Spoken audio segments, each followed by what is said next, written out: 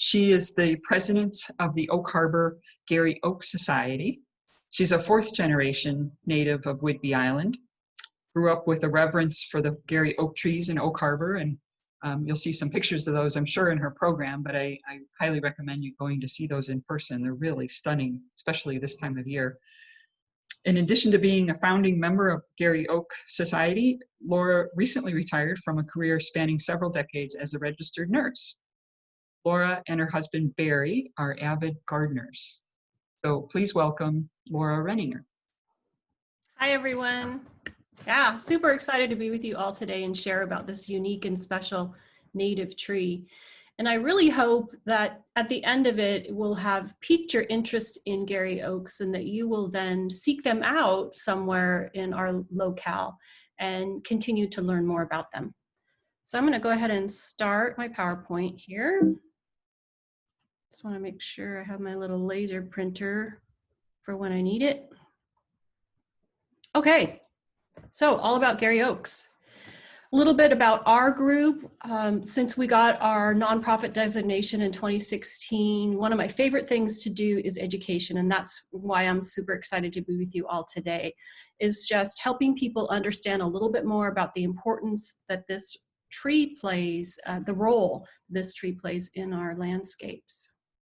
So we are just a bunch of volunteers like you guys are, and we've got a core group of about between 12 and 25 people that come to work parties and help out and attend our meetings. Like you, we're trying to navigate through the pandemic and figuring out what we're going to do next. So the Garry oak is Whidbey Island's only native oak tree. It's Washington State's only native white oak. And my town, the city of Oak Harbor, was named for this iconic tree in 1851. What is a Garry oak tree? Well, it's a species of oak. It's actually from the beech family, and its botanical name is Quercus garryana, that we refer to it as Garry oaks. But you will hear folks from the southern part of Washington State and down through Oregon, they call it the Oregon white oak. And it was named by David Douglas. David Douglas is on the left. He was sent by the Royal Horticulturist Society as a botanist after the Lewis and Clark expedition to come check out the Pacific Northwest and take samples back for, and seeds and those kinds of specimens back to London so they could be studied further. Well, when he was in the Columbia Basin, he found this special tree, and he decided to honor his buddy, Nicholas Garry, who was an officer in the Hudson Bay Company, by naming the tree after him. So this tree, I really love this photo and the play on words that it's not your average tree. We, in Washington State, we're kind of known as the evergreen state, and certainly we have a lot of beautiful conifers that surround us, but this tree is a standout tree. And can you guys see this really cool knot right here? It literally wound upon itself as it was growing. Where do Garry oaks grow? Well, they can grow anywhere from Vancouver Island to the north of us, all the way down to California. And this slide, I like this slide, but I don't like this slide because it kind of makes it look like a river runs through it. But Garry oak populations have been completely devastated. Between 95 to 99% of the original ecosystems have been lost. And so this is just for you to get a general idea of where they can grow. So what are some of the characteristics if you're out and about and you think, I wonder if that's a Garry oak tree? Well, like I said, the unusual twisted branch form makes these trees a real standout. This is a summer shot, and in wintertime, it's really easy to spot the mature ones. They just kind of stand out like, I think, like black lace against the winter sky. When the oak trees are mature, they have a really thick furrowed bark. And so you'll see these vertical crevices running up and down the trunk. It's really kind of fun to run your hands around them and feel that. But what that does is when the rains come is the raindrops then get funneled down through these canyons, so to speak, and then they are more efficiently, the water is more efficiently delivered to the roots. Garry oak leaves typically are rounded like this on the ends. And also you can tell it's a Garry oak by this little stalk piece called the petiole. If you're looking at an English oak, the petiole part will be very stubby and not easy to recognize. But with a Garry oak, if you pluck a leaf off of a branch, you'll see the petiole and you'll know, oops, that's a Garry oak. The other thing is the oak leaves. Now this is a specimen from early spring, so it's really shiny and brand new looking. But if you pick a Garry oak leaf and flip it over on the backside, they're kind of hairy and rough, and those little hairs also help to trap the moisture. Other oaks typically don't have that hairy underside. So another way you can tell it's a Garry oak in the fall, if it's a mature Garry oak, you're going to see the fruit of the tree, which is the acorns. And so in the summer, the acorns have formed and they look kind of like this olive green, pistachio green color, real pretty. And then they continue to mature and then they turn like a coffee brown, coffee bean color. And then the caps, the acorn falls, separates from the cap, and lies on the ground, and immediately it wants to put forth its little taproot and start to grow so that it will be secured in the soil and less easily transportable by the predators that feed on it. In the springtime, you will see the male flowers hanging down like little earrings off the trees, and those are called catkins. Those are the male flowers. And yes, there are female flowers. Aren't those pretty little pink things there? They are a little harder to spot than the catkins, however. They usually come out, if you have a sharp eye, you can see them right when the leaves are starting to unfurl. So, and then if I didn't mention, the trees are wind pollinated. Garry oaks are also home to a lot of really cool lichens and mosses. I cannot even begin to tell you the myriad of lichens and mosses that live on them, but I can say that they provide unique microhabitats for birds and other species that want to feed on the mosses and lichens. It's kind of like a bird Safeway or a bird Hagen or some kind of food store. They just love going to the Garry oaks and poking around in the mosses and lichens to get a bite to eat. And also they're really colorful and beautiful, I think. Mature Garry oaks are habitat trees, and we know that we have lost so many potential habitat trees because of settlement and urbanization. So anything like this that offers a nest or a den site for wildlife is super important. I like this slide. It shows how even a single Garry oak tree can make a difference by contributing to the biological richness of a piece of property. And so starting in the left-hand corner, we're addressing the insect populations. And then, as I said, the nesting habitats, the lichens and mosses, and then the food source. And then finally, the part that we don't see, and that's deep underneath the soil, is the ecological processes that go on with the mycorrhizal fungi and other things like that. Garry oaks can live to be hundreds of years old. I like this shot. This is a tree right across the street from my house. I'm so blessed to be able to watch it through all the seasons. And the purpose of this slide was just to show you how pretty it looks no matter what is going on with the seasons and the weather.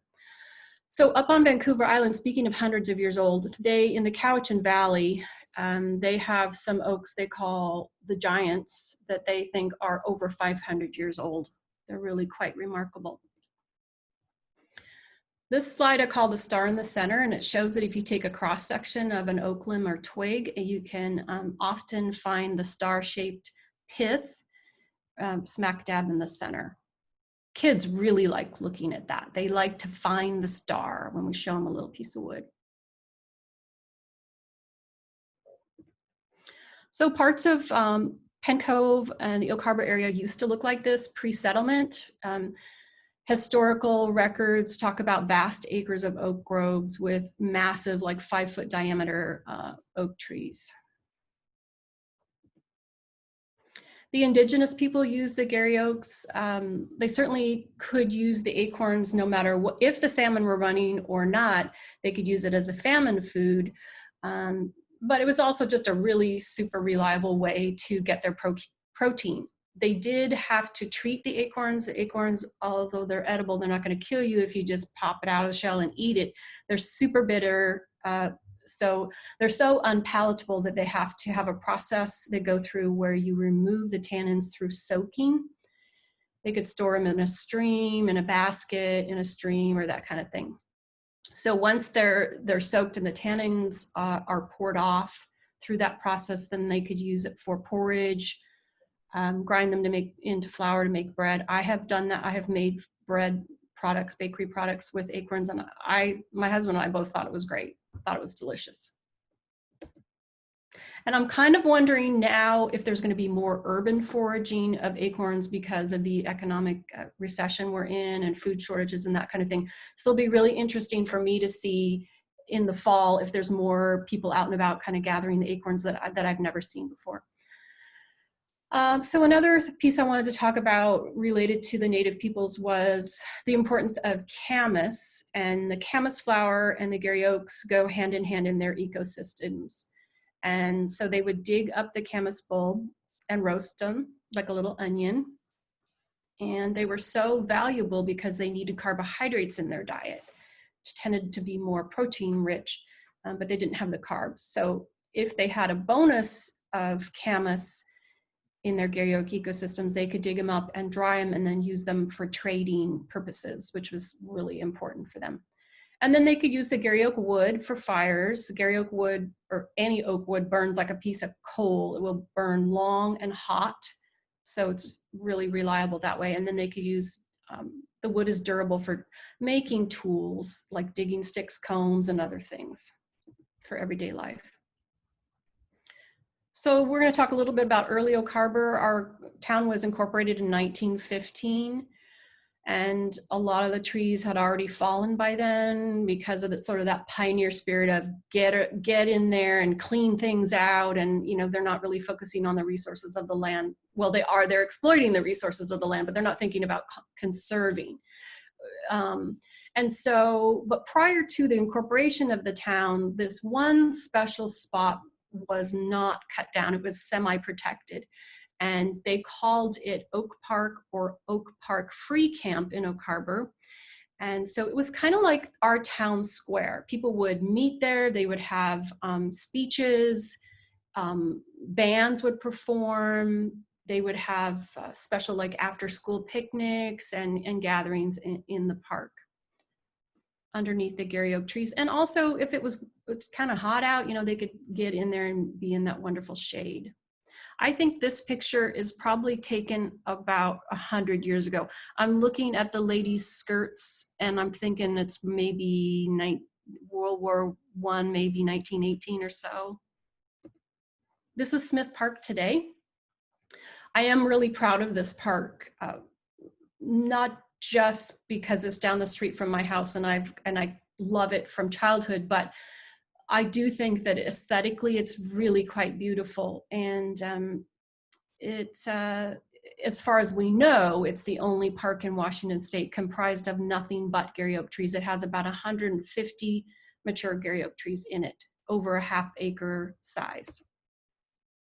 So when our group came together, one of the things that we recognized was the need to install some interpretive signs in the park that were not present. And the name sign for the park had been vandalized. So there was no signage. Excuse me, I'm gonna get a little sip of water here. So we worked on an ad hoc committee with the city to get the interpretive signs set up. There's 3 of them in this panel that you can see in the corner. And then lo and behold, year before last, some Home Connection students in the Oak Harbor School District decided that they wanted to honor the oaks, and they did this big project where they got Garry oak wood and they upcycled it and carved a bunch of plaques. This one is by Abram Schneider of Home Connection, and he says, the Garry oak trees that stand, oak trees that stay, oak trees, I can't read it, oak trees that last, And so it's a nice tribute to the Garry Oaks.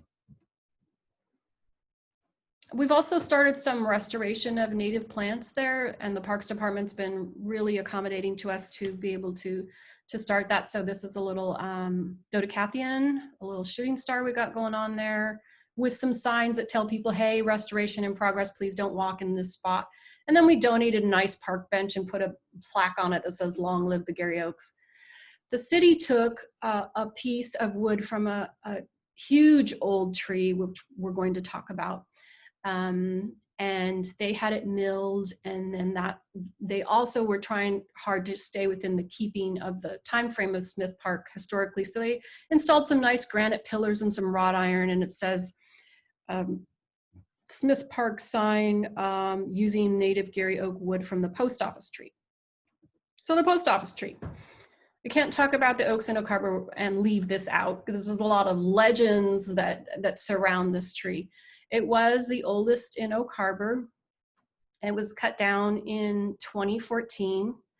The city administration at the time felt that the tree was a liability because it stands on the corner where our post office is, and two big heavy limbs had fallen, and of course, you know, they weigh a ton of weight, and the administration was worried about human life.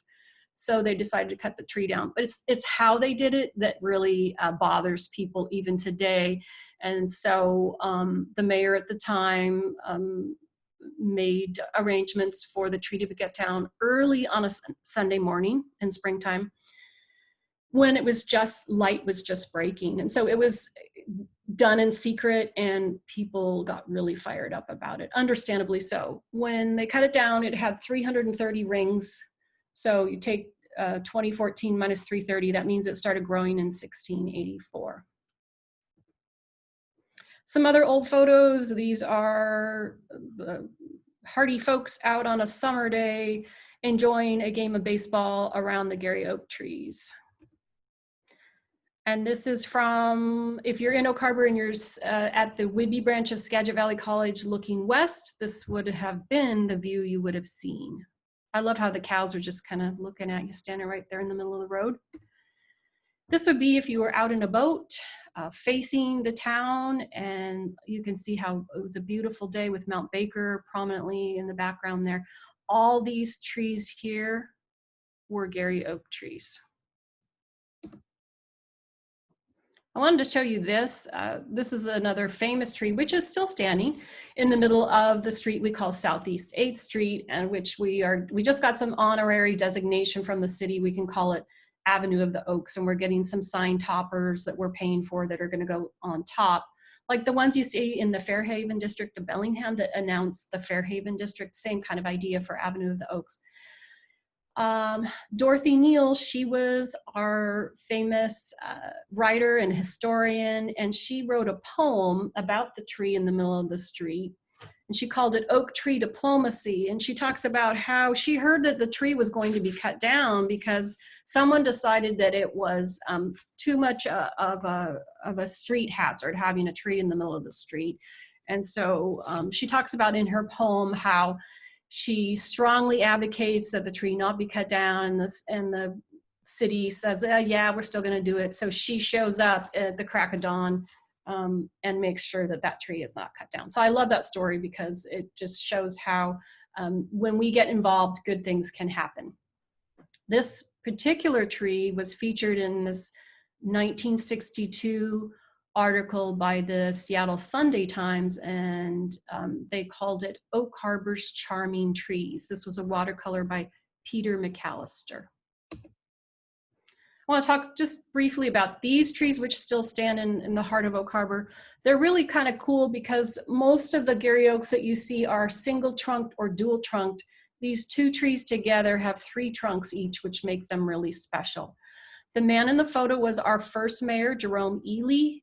Jerome Ely was injured. He fought on the side of the North in the Civil War and was injured and recovered from his injuries and decided to turn over a new leaf, and come west. So he came to Oak Harbor, and he ended up being our first mayor and our first postmaster, and was heavily involved in the early days of Oak Harbor's success. And this was his homestead on this property. The front access, the steps to where his home stood still exist, and they're down here in this corner. And I like to think that Mr. Ely chose this special spot and chose to leave those trees intact because he recognized how beautiful they were and that they're legacy trees. So, but yes, we have lost a lot of oaks around Oak Harbor. The sign on the left says Oak Tree Village, but there is not a single oak tree to be found, and that is just nothing but a gimmick. The one on the right kind of makes me laugh because at least they were honest that lost oak apartments. Now, Garry Oaks have been protected by city ordinance since 1990. At that time, there was a housing shortage like there is now. And there was a bunch of condos going in and housing, and they were cutting down ginormous oak trees in Oak Harbor right and left. And so the old timers got really excited. One night in August of 1990, they mobbed City Hall and said, look, we have to pass a law.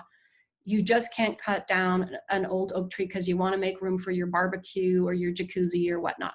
So the law was passed, and recently our group was able to help tighten that legislation a little bit. There was a few loopholes in it.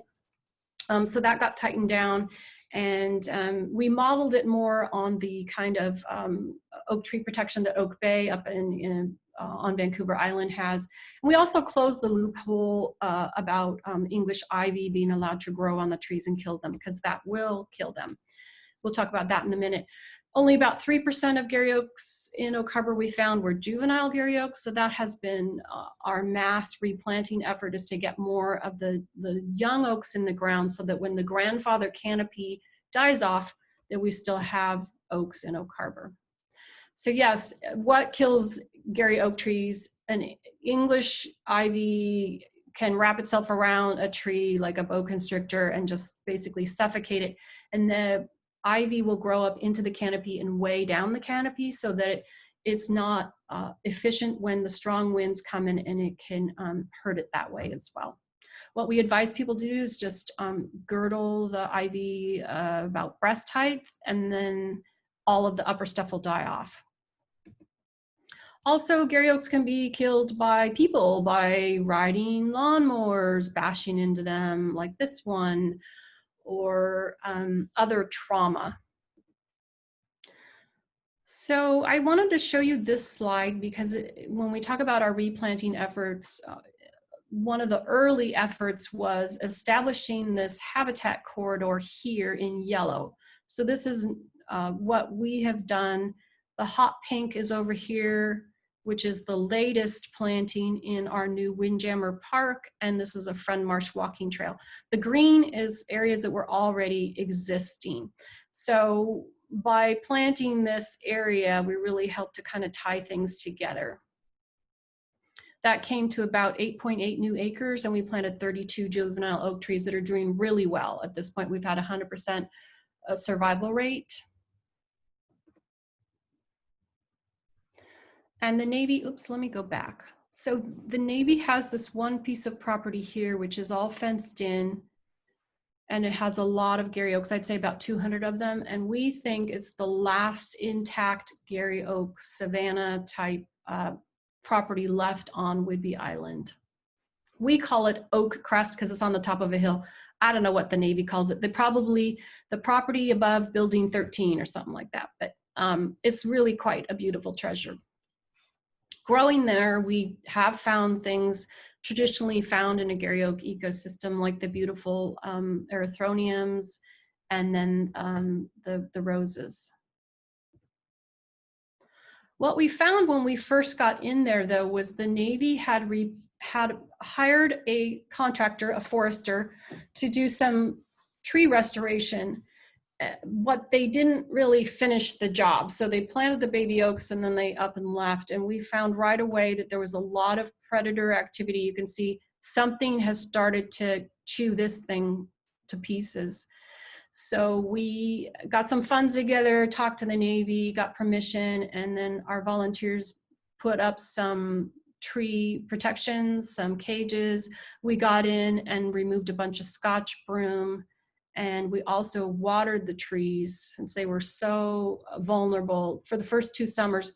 The first summer was a drought summer, so it was important to get that done. Other things going on in 2015 was the Oak Harbor City Centennial. So they planted 100 Garry oak saplings in this particular spot on Highway 20 and named it Centennial Grove. So a little backstory on that. The land is designated crash zone for the military, so it can never be built on, nor can it ever be a park. But the idea was, well, we could still plant trees there, and as they grow, they'll provide valuable habitat, and they'll make a nice entrance to the city.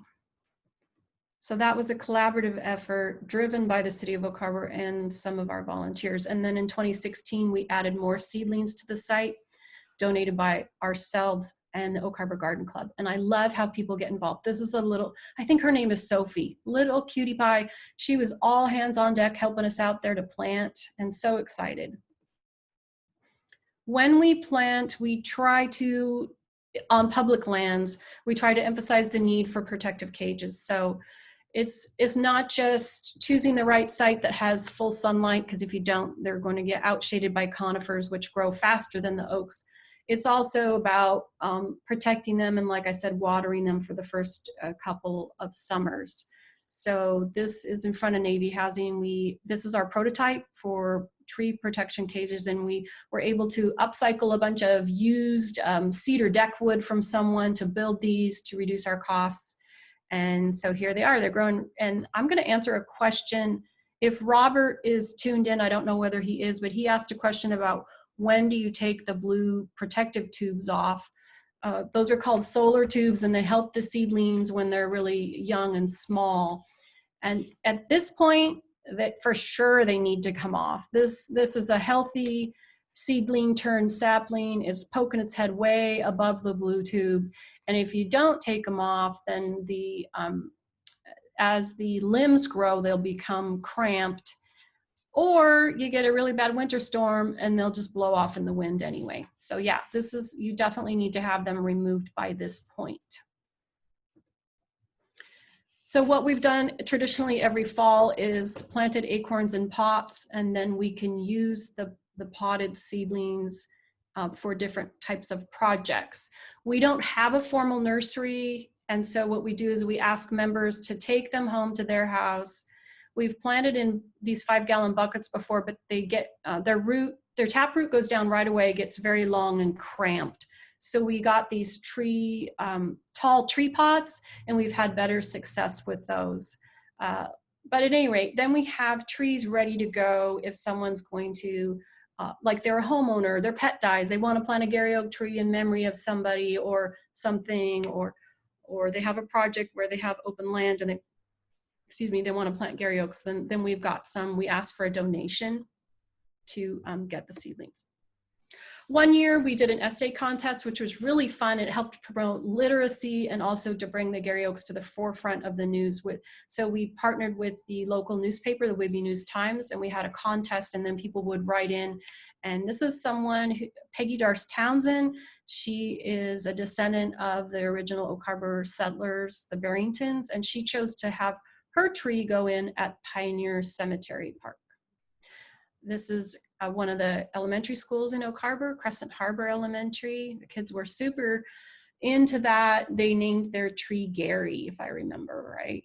This is a high school group of kids. This is the alternative high school in Oak Harbor, and they were also excited about planting a Garry oak. Montessori. Oh, Montessori was a blast. Those little kids, they were so into it. They got to plant 2 acorns in a pot and take it home. And we had that in Smith Park where we were underneath the oak trees, and they got to run around and pick their favorite tree and talk about why it was their favorite tree. It was loads of fun. This is an after-school enrichment class that we did for 6 weeks at one of the elementary schools, and the kids got to learn a lot. They're working on their Garry oak nature journals in this shot. So the post office garden, I want to talk about that for a minute. It is the only native plant garden in Oak Harbor for the public at the post office site where the big tree was cut down. And so thankfully there's 2, you can see one, and then behind that is another young Garry oak tree that survived at the site. There had been a native garden there to begin with, but it had really languished. It was pretty out of control. So we adopted it as an official pocket garden from the city in 2016 and got busy right away with looking at the original planting map and reestablishing some things that had died or gotten out of control. And today it's really pretty. It's really coming along. We have over 40 different native species that are right now, they're approaching peak bloom. The pollinators are busy, and it's just a glorious little space to be in. Let's see, whoops. One thing that was missing, so this is the stump of the old giant, was interpretive signs. So people who may have just gone in to get their mail real quick and they're coming out and they go, what's that over there? We wanted to be able to tell them the whole story. So we have two interpretive signs, one which talks about the grand old oak and the life cycle of the oak tree, and the other one which talks about native plants, the importance of them, and then just what we have highlighted in our little garden there. One of the things that's really blessed us in terms of our fundraising is having the Garry Oak Gallery, and of course we love the name, in Oak Harbor that sells some of our pieces. So when we get downed wood from storms or pruning or whatnot, we take it and we have volunteer craftspeople who make things out of it, and then we can sell them and use that as a source of revenue. A little more outreach here. Outreach is something we like to do. Well, I don't know how we're going to do it with the pandemic, but anyway, this is last summer at the Outdoor Discovery Days at Fort Evie, which was a blast too. The weather was great. Families came, really, really gratifying to do that. This is either Music Fest or Holland Happening, where we set up a booth and sell our things as well as answer questions and give away pamphlets and coloring packs for kids and do that kind of thing. And then this was fun too. This was at a distillery, Westland Distillery in downtown Seattle, where they were promoting their Garryana whiskey. Yes, they use Garry oak casks to age their whiskey. And so we were able to engage people then too. It was fun. So the Legacy Garry Oak Project, one of the things we noticed in the Oak Harbor School District, which is different than the Anacortes School District, where those kids get early exposure to the Anacortes, what do they call it? The forest lands of Anacortes. And they get to engage in that in a mandatory fashion in, I think, like second or third grade, and then again in 7th grade. Oak Harbor School District has nothing of the kind. And it's really hard to kind of break into that curriculum cycle because there's so much they have to teach that the state says they have to teach. So we thought, well, if we could at least supply every library of every school with oak-related books, it would be a start. So we kind of wrote a mini curriculum that the instructors can kind of grab and go with. And then we provided these books for all the schools, including the private schools and the Montessori school in Oak Harbor. And then to top it all off, we got each school this box, except for the high school. The high school doesn't have it, but they each got a box with a clear lid with different Garry Oak specimen pieces in there, to where they could take them out and handle them and kind of understand more about the Garry Oak. So there's acorns and twigs and lichens and mosses and pieces of wood and leaves and feathers and that kind of thing. We do provide a scholarship now, and that has been a wonderful thing to be able to provide. The student has to qualify. They have to be an Oak Harbor High School senior, and they have to have volunteer hours. This was our first and only one so far. This is Autumn. She went to WSU, and that's Garry, our little acorn mascot, with her. Another thing we've done is mapping. So data collection is really important. It's what drives a lot of things nowadays, especially when you're applying for grants or just kind of looking at the situation with Garry Oaks throughout our region to be able to take mapping and compare it to other places. We think we have the largest population of urban Garry Oaks in the North Puget Sound region, but we've got some really quality GPS equipment, and so we started mapping. And again, this is Oak Harbor, this is Navy Housing. You can see the little oaks that are newly planted are kind of peach orange color. the oaks that were already there are green, and the ones that have died, we're starting to map in red. So that'll give us, that'll be a really good tool for data collection.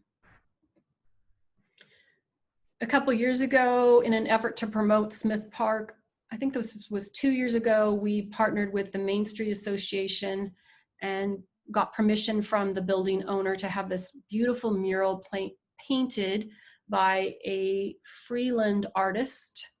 Paula Fries is her name. And she portrayed a Garry Oaks savanna pre-settlement just as the sun was kind of hitting it. A little bit in the arts and crafts or Art Deco style, with a sign saying Oak Grove, Smith Park this way, and then Smith Park is right up the hill. So it's a great way to kind of advertise for the park, as well as provide some beauty and drawing attention to the Garry Oaks and Oak Harbor. So we do have a Facebook page. You can follow us on Facebook. We have a really comprehensive website. I'd love for you to visit our website and kind of check out some more resources. I talked about our funding source, donations, membership fees, then the oak-related projects, and then that kind of thing. And that's pretty much the end of my slideshow. Brenda, let's see, do I need to? I'm going to end the show and then have Brenda bring me up, and then I'm going to answer some questions.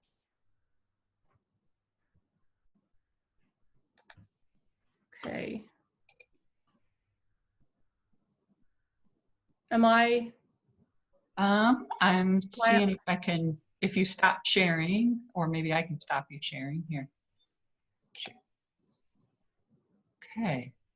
So thank you, Laura. That was really interesting, and I know it's probably, I realize it must be kind of tough to give a program to a blank audience, but Yeah, but I felt engaged and felt like you were talking to me, so I appreciate how you did that. We do have a few questions that have come in during your program. Several of them are about gardening, I think, with Garry Oaks. Robert had been asking about deer damage on oak trees. I know as a native plant gardener, I get a lot of questions about deer. So do you have any products you recommend? I see you had the cages. Is there any other way people can protect their oaks from deer? I think a physical barrier is the best bet. You can try, sprays, which smell nasty, which you have to keep reapplying every time it rains, which is frequent. So I wouldn't go with that. I think some kind of physical barrier is the best bet. I do have Robert's questions that you had shared with me earlier, Brenda. So is it okay if I just kind of go through those? Yes, that would be fine. And then I've got some other questions after that. Okay, perfect. So Robert, I hope you're here. I can't see whether you're here. He is, yeah. Oh, hi. Hey, so Robert asks, if deer damage an oak trunk, do you recommend any particular product to apply to the scarred area? So my answer to that would be no. Arborists now recommend that if there is a wound, to just kind of let it heal on its own. They're finding out more and more that the trees have properties, sort of natural antibodies that kind of come to the rescue of the wound. And that by covering it, we used to put that black tarry goop on, wounds from trees. So they say, no, just let it heal itself. Now, if the area is like 25% of the tree, then you're looking at a big problem no matter what. I know that they can be absolutely relentless in the rutting season, but I would say if it's just some minor scrapes, to just kind of leave it alone, and it'll just have some character and some scars as it grows older. He asked, number 2, do you have any recommendations on pruning Garry Oaks? We're mostly interested in pruning the bottom branches. Okay, so he's got some trees at Pacific Rim Institute that are kind of like, they're ornamental trees. And so, yes, you can prune them in fall and winter, no more than 15% of the tree. And you're not gonna snip off that branch flush with the trunk, okay? So you have to cut sort of outside the swollen area that is the branch collar, and you can Google that if that's not kind of clicking with what I'm saying. And sorry, I can't do a demo, but that's my answer on that. And then he asks, do you have a recommended planting method that's best best results in say 10 years. I can't speak to the 10-year mark because I haven't been involved that long.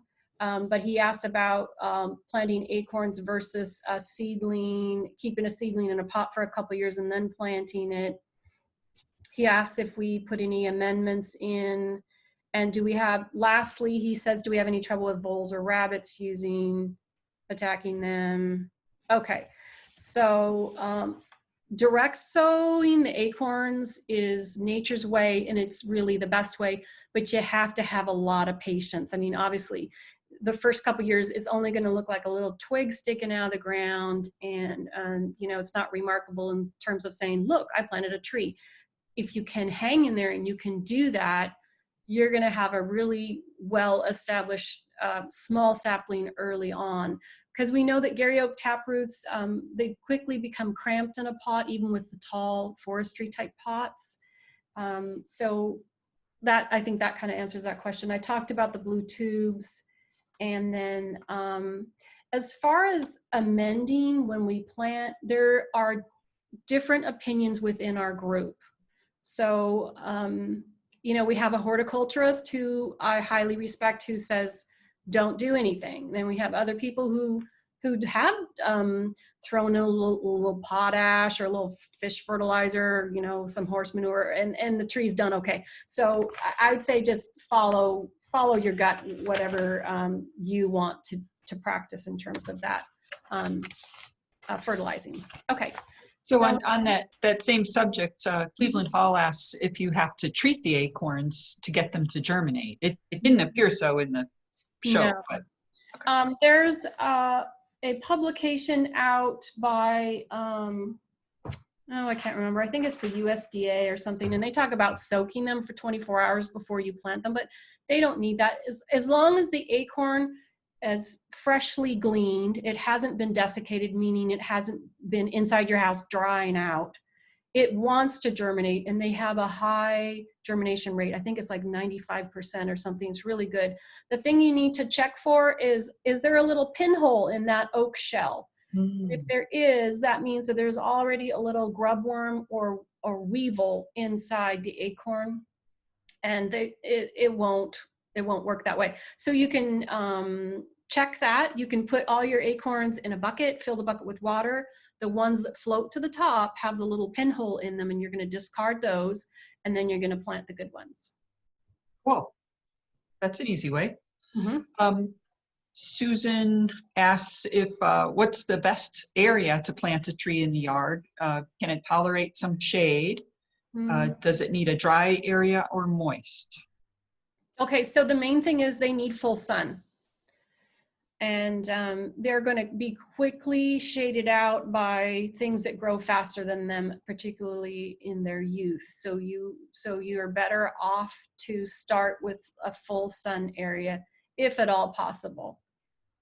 And as far as the moisture goes, Garry oaks can grow in a variety of soil conditions. They can grow in maritime meadows. They can grow in the savanna type woodlands, deep soil meadows, rocky balds, cliff hangings. I mean, they're pretty tough little cookies. So it's not the soil that matters so much, but it's the sunlight. And then of course they need space because they're going to get big eventually. I mean, hopefully you'll see them get to that stage by the end of your life. But when you plant a tree like this, you're planting for the future, and there's just no way around that.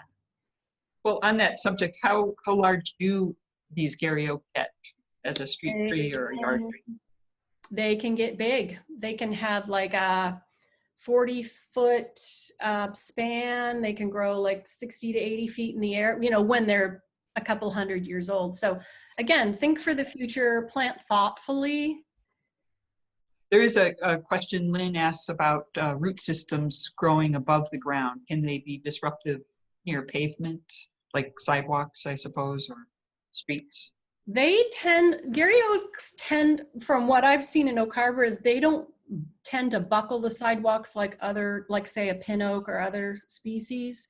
Their roots tend to go down pretty deep, and their lateral root, I mean, you're gonna want to give it some space, but are they going to ruin your pavement or your paving job quickly? No, they won't. Okay. But they are going to need room to spread. Yeah. Two more things. Robin has posted a link to I think it must be a video. It's a 5-day in the canopy arborist study. Cool. I can send that around to folks, but you can see it in the chat room right now. It's a Vimeo, but I'll have the address for that and can send it around to people. And then also on a different subject, Tim asks, what are the Navy's plans for Oak Crest? Looks like it was next to their housing. Is there any chance the Navy won't protect the oaks there? And could that land be transferred to the city as a park someday? Well, that would be super awesome. I would welcome that. You know, it's tricky dealing with a military installation. The commanders come and go with regularity. So you might have one commander who's really pro Garry Oak and pro environment and speak, and then you can have someone who's like, no, it's not a security issue. Why does it matter to me? Right now on Whidbey Island, the Navy's a little bit in trouble with some Whidbey Islanders because of the noise pollution from the growler planes, which are very loud, and also the groundwater pollution in the Coopville area. So they're kind of already fighting some things on the environmental front. I would be surprised if they did something to well, I guess I shouldn't really, I guess nothing would surprise me, but they are considered a priority habitat with the state of Washington. And they do have an integrated natural resource management plan, the Navy does, NAS Whidbey Island does, that has language about the fact that this is a special place, and they recognize that, and they've had the DNR in there too. But so I don't really know what their plans are for that. I guess in some way it's good that the Navy has had it all this time because it hasn't been cut down. So you can look at it that way too. Yeah, yeah. Well, excellent. Robin describes a little bit more about what this video or Vimeo is. It's a journey through an old growth Oregon white oak, which is also Garry Oak forest, traveling unsupported, never touching the ground. So how fun. Yeah. Maybe kind of dangerous too. Oh, I want to mention one more thing before my time is up, and that is when you're talking about locally sourced DNA and Oak Harbor's acorns, that in 2015, there was a thesis published by Matthew Merz, M-E-R-Z, from Central Washington University. And he titled his study, Physiological Variation of Garry Oak Seedlings to Drought Stress. And in Mr. Mertz's study, he compares Oak Harbor's acorns to several acorns from Eastern Washington, I think Yakima County, Klickitat County, and one more. Anyway, in the study, it was very interesting to see that Oak Harbor's acorns performed better when they withheld water. So they produced stress on purpose by withholding water to these seedlings, and Oak Harbor's acorns survived better. So when we talk about the provenance of our oak trees and we talk about replanting, we always try to stress keeping our DNA local. And when we read this thesis, we were even more impressed by that fact, that of the importance of doing that. This is online, so you can, I think if you just Google his last name and that title, you can find it. And it's a massive, massive document that is pretty comprehensive. Could you give us the name again of the author? Matthew Merz, M-E-R-Z. Thank you. Master's thesis. It's 165 pages. Yeah. Yeah. Well, that's wonderful. If anybody has any other questions, if they want to raise their hand, I can put them up. Or, oh, I see. Here's another one. And you've got a flyer? Well, I just wanted to promote our online on our website. You can find the PDF for this Oak Harbor Garry Oak tree tour. And so if you're going to be over in the area, you can do a self-guided tour, and it outlines 10 special Garry Oaks that you can visit and learn more about them on your trip, walking trip. And I have two more things I guess I wanted to mention. Well, one is Sandy asks if you've been working with the NAS Whidbey environmental specialists. They seem to want to support native plants and animals. She gives other examples. So I wondered, yeah, if you've developed a relationship with that person. Yeah, like we have. In fact, when we had the Scotch broom removal work party, we had 2 staff from the environmental department show up and help us. So yeah, I mean, they're very open. It's just it's just a different kind of priority working environment for them when they're on a military installation. But yeah, those people have been wonderful. Yeah. Pascal asks if you can restate your exact website. I think she means for the Garry Oak Society.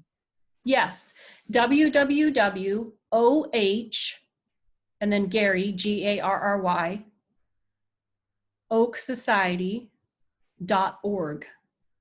And I see a question from Robert about mycorrhizal fungi. I didn't talk about adding that when you plant a young oak or an acorn, and that is the mycorrhizal fungi are found in soil around mature Garry oak trees, and so it's thought to give those youngsters a head start by getting some of that soil around the mama tree to help when the acorn or the seedlings start to grow.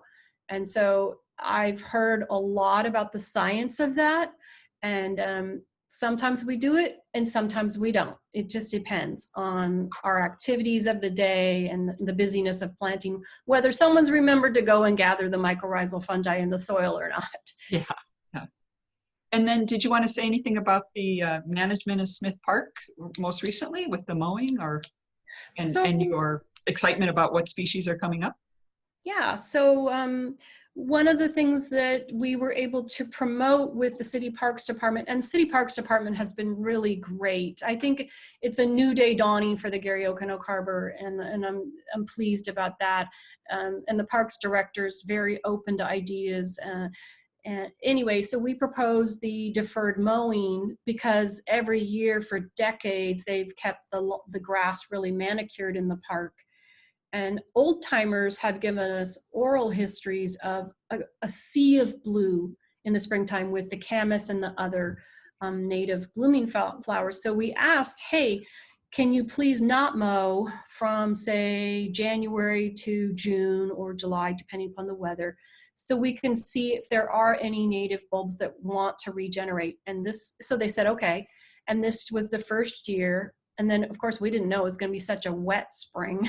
So the weeds really sprang up. But lo and behold, we found some camas in different areas that were not planted by us, which was exciting to see that sort of natural, organic regeneration. And then in the springtime, we took a grid of the park, and we planted the Dodecathion. We planted the Dodecathion hendersoni, the smaller shooting star, in 132 plugs along the Midway Boulevard edge of the park. So we're going to wait and see how that looks. And we also found some Menzies larkspur and some fool's onion and some buttercup and that kind of thing. So as each year goes by, we'll be able to do more purposeful restoration, and also hopefully by not mowing, the natives that do come back on their own will have a chance to set their seed and then come back even stronger the next year. So that's been exciting. That's great.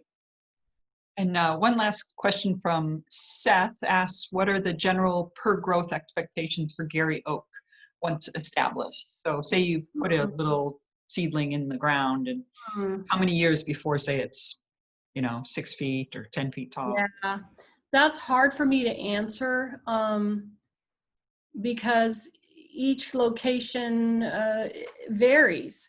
In our yard here, in my yard here in Oak Harbor, we planted a couple of them, and we water them very faithfully in the summer. And it wasn't until like the 4th year that I think I saw about 10 to 12 inches of growth last year, which was their 4th year. But before that, it was kind of like, geez, you go out there with a yardstick. Has this thing even grown any? Well, yeah, it has a little bit. Oh, and guess what? Then the deer came and, gnawed off a little bit. So then that set it back even further. So I can't really, it's hard for me to give you an accurate indication, except to say that it seems to me like about after year 4 being in the ground, it will start to really the growth rate will pick up in a noticeable way.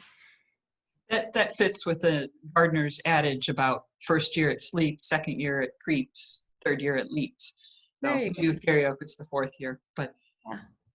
Well, thank you so much, Laura. I was going to just turn on my video again to ask if people who are attending this, or if you know others who are interested, we will be, Denise will be posting a recording of this at the WNPS.org website, and give her 5 days or a week or so.